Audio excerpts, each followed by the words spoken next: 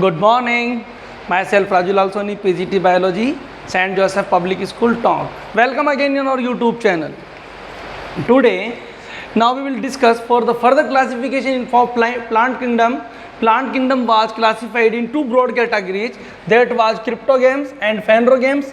Cryptogames was classified into two categories, that is lower and one is higher. Lower category contain Thallophyta. Thallus-like structure, example was algae. Then higher category was classified into two categories, that is Bryophyta and Pteridophyta. And Pteridophyta was first vascular land plant. Think याद रखिएगा, pteridophyta क्या थे? First vascular land plant थे भाई. मतलब ये था उनमें जाइलम और फ्लोएम दोनों पाए जा रहे थे और ज़मीन पर आ चुके हैं.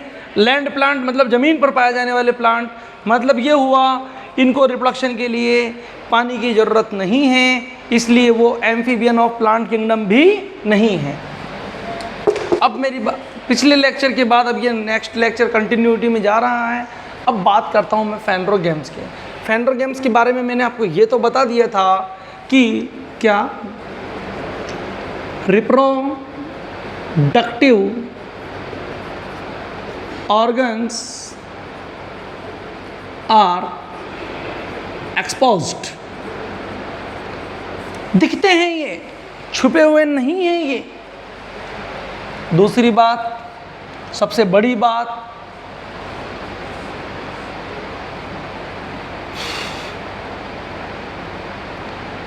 रूट, स्टेम, लीफ, तीनों की तीनों प्रेजेंट है. अब मेन दो चीज़ें रह गई. क्या क्या रह गई? फ्लावर और फ्रूट. और फ्रूट के अंदर होता है एक सबसे काम की चीज़, सीड. उसके बेसिस पर अपन चलो देखिए, पहानेरोगेम्स को अपन दो ब्रॉड कैटेगरीज में क्लासिफाइड करने जा रहे हैं. यहाँ ऐसे कर लेते हैं, थोड़ा और बढ़ा लूँ मैं.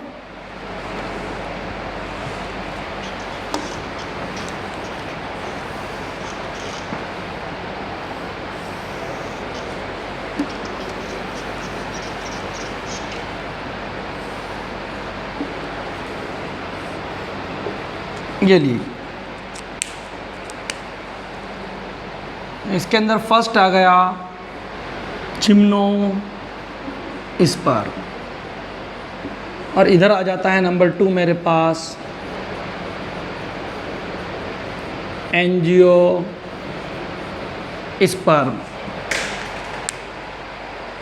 जिम्नोस्पर्म और एंजियोस्पर्म दो चीज़ें मेरे पास तैयार हो गई. किससे? पहानेरोगेम से. भाई किस बेसिस पे इनको अपन ने जो है कवर अप करा है, किस बेसिस पे इनको क्लासिफाइड करा है, पहले उसकी बात करें. जिम्नोस्पर्म का मीन निकालो आप. Gymno means naked, sperm means seed. Naked seed plant. इनके प्लांट में सीड जो होते हैं वो नेक्ड होते हैं. मैं नेक्ड से क्या है? नेक्ड से मतलब मेरा है नॉट कवर्ड फ्रॉम फ्रूट. क्या क्या बातें निकल के सामने आ रही? बहुत अच्छी अच्छी बातें निकल के सामने आ रही. थोड़ा सा फोकस करेंगे. बिल्कुल देखिए, आप जब कभी गार्डन्स वगैरह में जाते हैं तो आपको पाम ट्री जैसा दिखता है. हालांकि वो पाम ट्री नहीं है, वो है साइकस. साइकस आप नेट पे देखिएगा, साइकस का ट्री होता है. ट्री का पिक्चर आप देखिएगा तो आपकी विजुअलिटी क्लियर हो जाएगी कि मैं किसकी बात कर रहा हूँ. अब जो जिम्नोस्पर्म है वो नेक्ड सीड प्लांट है. मतलब ये हुआ कि इनमें सीड प्रेजेंट होते हैं.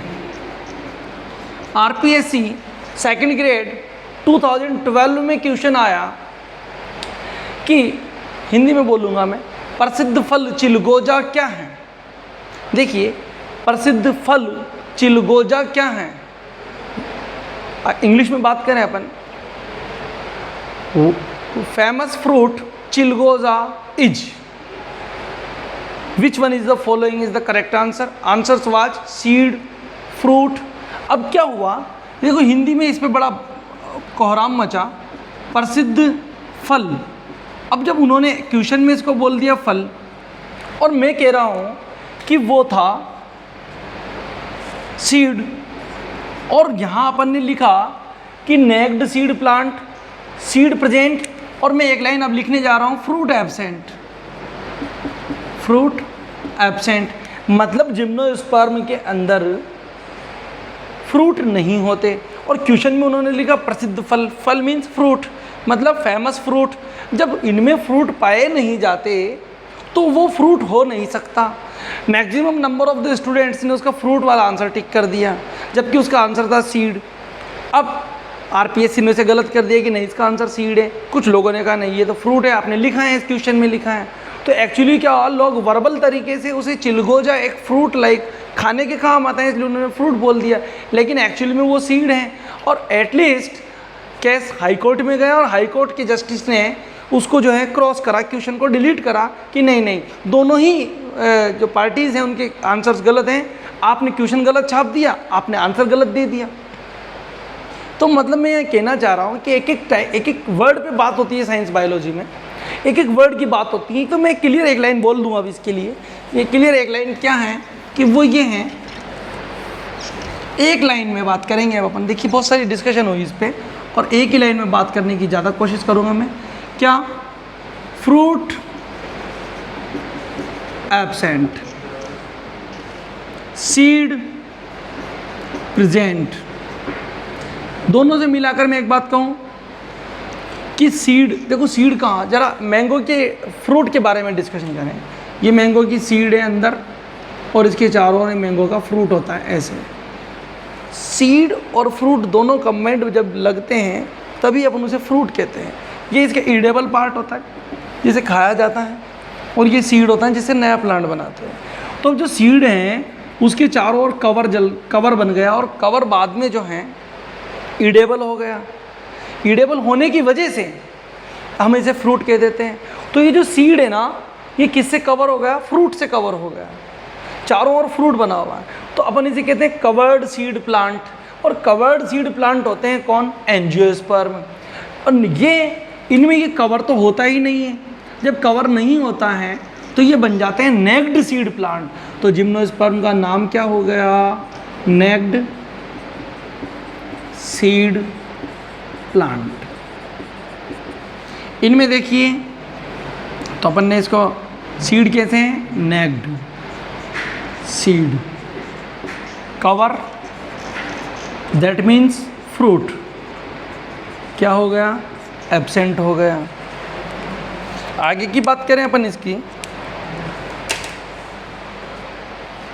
इनमें देखिए रूट,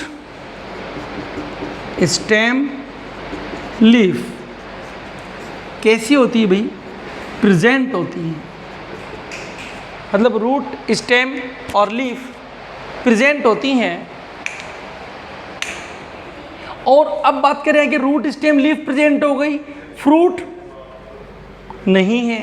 सीड है लेकिन फ्रूट में एनक्लोज्ड नहीं है। आगे बात करूं, xylem phloem, xylem phloem well developed, मतलब वैस्कुलर बंडल्स इनमें हैं, वेल डेवलप्ड हैं। ये जाइलम जो होते हैं इनके, उनमें वेसल्स एब्सेंट होती है। खास याद रखें, जिम्नोस्पर्म में जाइलम में वेसल्स नहीं होती और फ्लोएम में कंपेनियन सेल्स नहीं होती। दोनों चीज़ें नहीं होती। दो चीज़ें वर्ड्स बोल रहा हूँ मैं, देखो यहाँ पे, वेसल्स और companion cells. Vessels absent, companion cells absent. किस किस में ये ऐसा होता है? फ्लोएम में, ऐसा होता है जाइलम में। मतलब इनके xylem, phloem, vascular bundle well developed तो हैं लेकिन इनमें एक एक कंपोनेंट एब्सेंट हैं। तीसरी बात, इनकी जो रूट्स होती है, अब मुझे इरेज करना पड़ेगा भाई ये,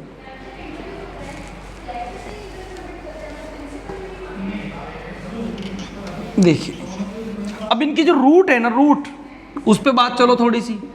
इनकी रूट जो होती है उसके अंदर फंगस लग जाती हैं, माइकोराइजल हो जाती हैं और कोरोलॉइड रूट भी कहलाती हैं इनकी। तो इनके रूट में माइकोराइजा भी मिलता है देखने के लिए और कोरोलोइड रूट भी मिलती है। क्या होती है मैं डिटेल में आगे अगले चैप्टर्स में और अगले टॉपिक्स में बताऊंगा। तो ये है हमारे पास जिम्नोस्पर्म, और जिम्नोस्पर्म का एग्जाम्पल है जैसे कि साइकस। आप साइकस का ट्री देख पाएंगे नेट पे, आप उसे देखिएगा तो आपको पता चल जाएगा हम किस कैटेगरी की बात कर रहे हैं। हम लोअर टू हायर चले जा रहे हैं। ये हो गए हमारे पास जिम्नोस्पर्म। अब मैं थोड़ा आगे निकलूं, जिम्नोस्पर्म से फिनिश हो गए अपन। अब अपन लेते हैं क्या, एंजियोस्पर्म। अब देखिए एंजियोस्पर्म कितनी अच्छी चीज है। दुनिया के सर्वश्रेष्ठ plant in Hindi, super most good plants of the world is angiosperm. मैं इसको यहां ऊपर जाने जा रहा हूं।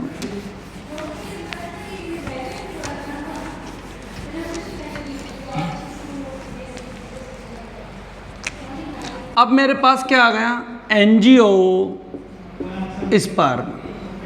ये दुनिया के वेल डेवलप्ड प्लांटों में काउंट करे गए हैं। वेल डेवलप्ड सबसे ऊंची किस्म के प्लांट हैं। इनसे ज़्यादा डेवलप्ड प्लांट अभी दुनिया में है ही नहीं। इसकी दो ब्रॉड कैटेगरीज करी गई है, मोनोकॉट या मोनोकोटिलिडन, और दूसरा है डाइकोटिलिडन या डाइकोट। शॉर्ट में इनको मोनोकोट और डाइकोट बोलते हैं भाई।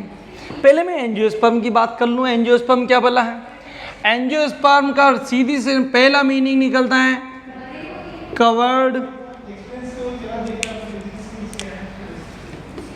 Seed plant.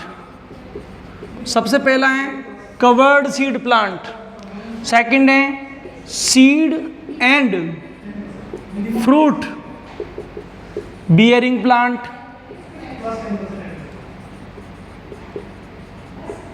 इनमें सीड भी होते हैं और फ्रूट भी होते हैं। इन्हें आप फ्रूट बियरिंग प्लांट भी कह सकते हैं। मतलब इनमें फ्रूट पाया जाते हैं। इनसे पहले जितने पड़े उनमें किसी में फ्रूट नहीं था। जैसे कि आम नहीं पाया जाता, मैंगो, बनाना नहीं पाया, ये सब नहीं पाया जाते हैं उन सब में। इन सब में पाया जाएंगे fruit bearing plant, well developed plant. अब देखिए वेल डेवलप्ड होने के बावजूद भी ये प्रॉपर एक्वेटिक भी हो सकते हैं और टेरेस्ट्रियल भी हो सकते हैं। इनका मतलब भी समझ लो, ये प्रॉपरली पानी में पाए जा सकते हैं और प्रॉपरली ज़मीन पे भी पाए जा सकते हैं। और इनका 70% हिस्सा लैंड प्लांट में पाया जाता है। टेरेस्ट्रियल प्लांट है, ज़मीन पर ही पाए जाते हैं। और 30% ऐसे प्लांट हैं जो पानी में पाए जाते हैं। हालांकि दुनिया के प्लांट सबसे ज़्यादा पानी में हैं, जो कि फोटोसिंथेसिस परफॉर्म करते हैं। अब ये हो गए हमारे पास एंजियोस्पर्म। एंजियोस्पर्म की खास बातें आपको सामने पता चली। Covered seed plant, well developed plant, vascular bundle developed है। अब इसकी दो ब्रॉड कैटेगरीज कही, मोनोकोटिलिडन और dicotyledon. What are the basis to classified the two categories of angiosperm? There is the basis that is cotyledon. भाई cotyledon क्या बोला है, पहले इसके बारे में बात करूंगा मैं। देखो कोटिलिडन क्या होता है, मैं आपको थोड़ा समझाता हूँ। 2 मिनट के लिए आप रुकिए। सबसे पहले हिंदी में बात करते हैं। चना लेते हैं, चना, ग्रेम।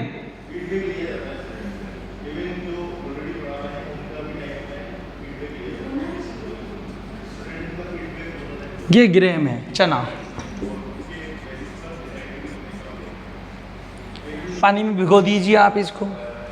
दूसरे दिन आप इसे बाहर निकाल लिए, हल्का सा पुश करिए।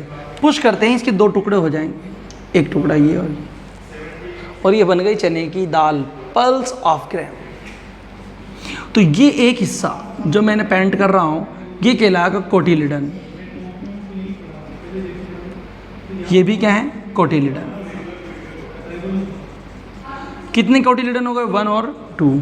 2 कोटिलिडन है इसलिए कहलाएगा डाइकोटिलिडन। चलो दूसरे एक्सपेरिमेंट पे चलते हैं। गेहूं का एक दाना लेते हैं, वीट।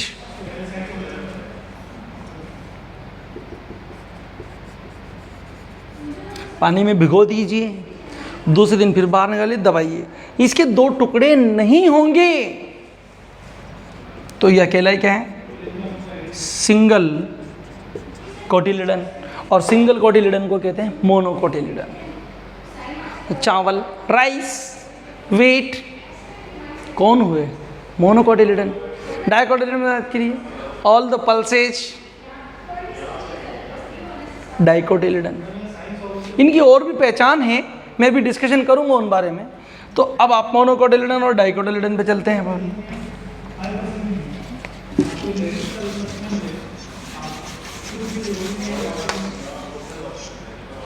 पहली बात तो मैं एक लाइन क्लियर कर दूं ना यहाँ पे, अब किन में क्या क्या है? रूट हैं, स्टेम हैं, लीफ हैं, फ्रूट हैं, फ्लावर हैं, seed, everything is present in this plant. At thallophytas member everything was absent in that plants. That is the difference between angiosperm and thallophyta. मोनोकोटिलिडन्स जो होते हैं, डाइकोटिलिडन में देखिए, पहला एक बार मोनो में ले लेते हैं। सिंगल तो इनमें क्या है? कोटिलिडन है, पहली बात। दूसरी बात, आइसोबाइलेटरल लीफ होती है इनकी। भाई आइसोबाइलेटरल लीफ क्या होती हैं? बहुत अच्छी बात पूछी आपने मुझसे। देखिए इसको मैं समझाता हूँ, एक मुझे एग्जाम्पल लेना पड़ेगा। सपोज दैट ये ले लेते हैं। देखिए आप सपोज कीजिए ये लीफ हैं, क्या है? लीफ। अब ये लीफ हवा में प्लांट के ऊपर ऐसे लटकी हुई है। One part of this leaf is towards sunlight and another part of this leaf towards the shade of the sunlight. ऐसी लीफ है। इस लीफ को जरा थोड़ा और खोलिए। ये जो लीफ है ये आ गई। इस लीफ में आपको ये डिजाइन्स मिलेंगी देखने को, ऐसी।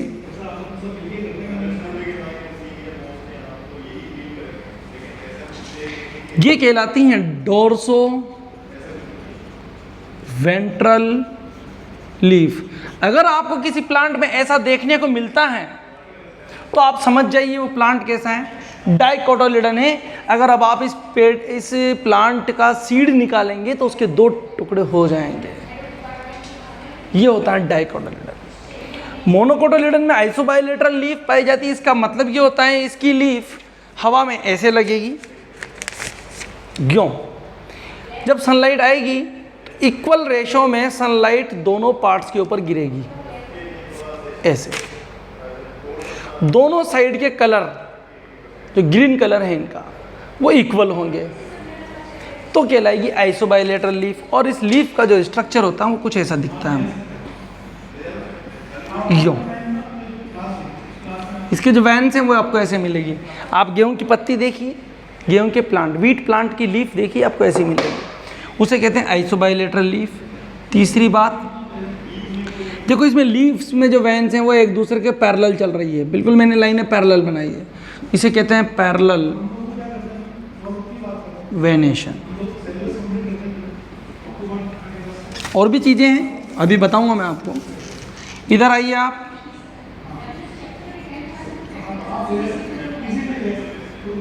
इसमें 2 कोटिलिडन्स हैं, 2 कोटिलिडन्स हैं। लीफ इसकी कैसी है? Dorso ventral. अभी अभी मैंने आपको बताया।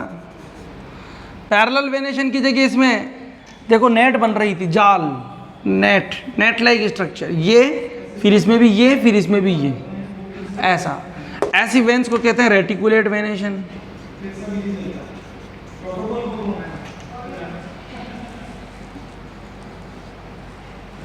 देखिए एक चीज और ले लेता हूं मैं, फिर इस टॉपिक को फिनिश करने जा रहा हूं।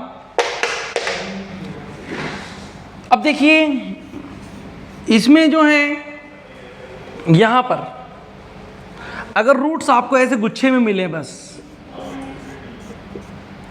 तो कहलाता है फाइब्रस रूट सिस्टम। और डिटेल में बात करूंगा जब मैं टॉपिक्स अलग से लूंगा। Fibrous root system. अगर आपको ये रूट्स ऐसे ना मिलके ऐसे एक मेन रूट निकले, फिर मेन रूट से दूसरे रूट निकले, फिर दूसरे से तीसरी निकले, फिर तीसरे से चौथी निकले, इस मैनर में रूट्स निकलती चली जाएं, तो ये कहलाता है टैप रूट सिस्टम। ये है हमारे पास मोनोकोट और डाइकोट, दैट इज एंजियोस्पर्म। इनके जाइलम और फ्लोएम वेल डेवलप्ड होते हैं, 4 कंपोनेंट होते हैं। वो 4 कंपोनेंट्स कौन से अगले लेक्चर में बताऊंगा। और अब आप इसे अच्छे से पढ़ें और रिवाइज करें बार बार, और चैनल को लाइक शेयर एंड सब्सक्राइब जरूर करते रहें। Thank you.